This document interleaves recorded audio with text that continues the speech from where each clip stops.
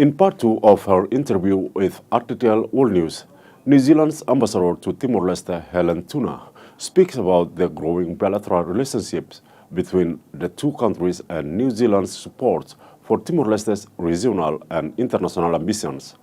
New Zealand and Timor-Leste continue to strengthen their partnership across a range of sectors, from defense and security, agriculture, education, and economic development. So, Ambassador, New Zealand and Timor-Leste signed an updated defense cooperation agreement earlier in the month. What are the main goals and priorities of this updated agreement? Last year, the government of Timor-Leste asked its defence partners to agree a new cooperation agreement. We confirmed the arrangement, as you say, just last week with the Defence Minister. It commits New Zealand and Timor-Leste to working very closely together in the traditional areas: training, HADR, education. We also have special forces cooperation. The key element for the arrangement also is a commitment to have bilateral defence talks, and we're just coming to an agreement on the dates for those. Through the talks, both Timor-Leste can make requests of New Zealand for our capacity building support. So it really will just underpin our cooperation and shared cooperation moving forward. What practical support is New Zealand providing to help Timor-Leste build a community police service that is trusted by local communities? We have had a community policing program in Timor-Leste for quite a number of years. In the last phase of the program, we introduced the concept, or have reinforced the concept, of community policing councils, the kapika, and we're working very hard to bring the suko and the aldea leaders together with the local police officers to talk about how to keep communities safe, to understand also what issues may be able to be resolved before they escalate to a problem or a criminal problem, so a de-escalation at a community level, but also equally recognising those issues that do require referral to a justice system approach. We're currently designing the next phase of support, and we'll be committed to another 5 years of support for community policing here. How does the New Zealand government support the local agriculture industry? We have a program here, we call it our Livelihoods program and Raising Incomes program.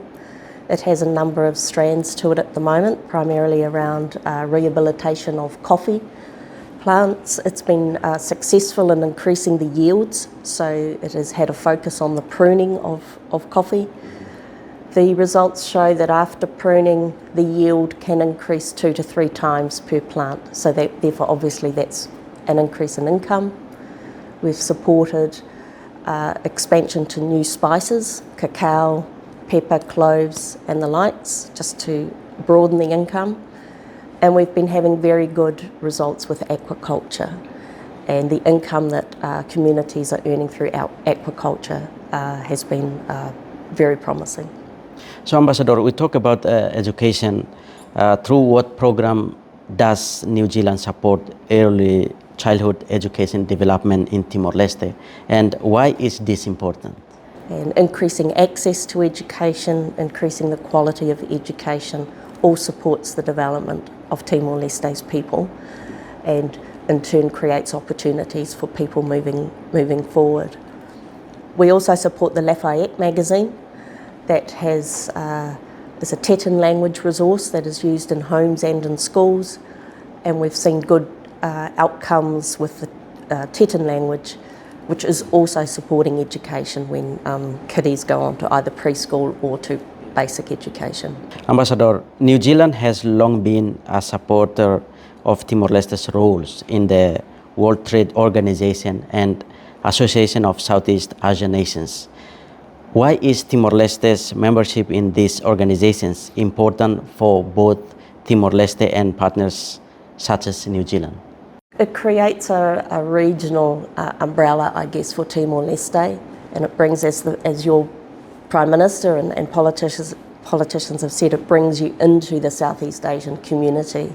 This is a very fast-growing economic an economically important region for Timor-Leste, but also for trading partners such as New Zealand. ASEAN countries as a group are one of our largest trading partners. So for us it's very important for our economic future. But also we share a lot of, with Timor-Leste in particular, we share a lot of I guess experiences as small states on the international stage. We have a lot of shared interests and shared values in the rule of law and keeping connectivity open and keeping the shipping lanes open. So we actually have very much in common within those organisations. That's exemplified through the World Trade Organisation as well. New Zealand is an exporting nation and very dependent on trade rules, and so we're a very strong member of the WTO and very pleased to have supported Timor-Leste's accession.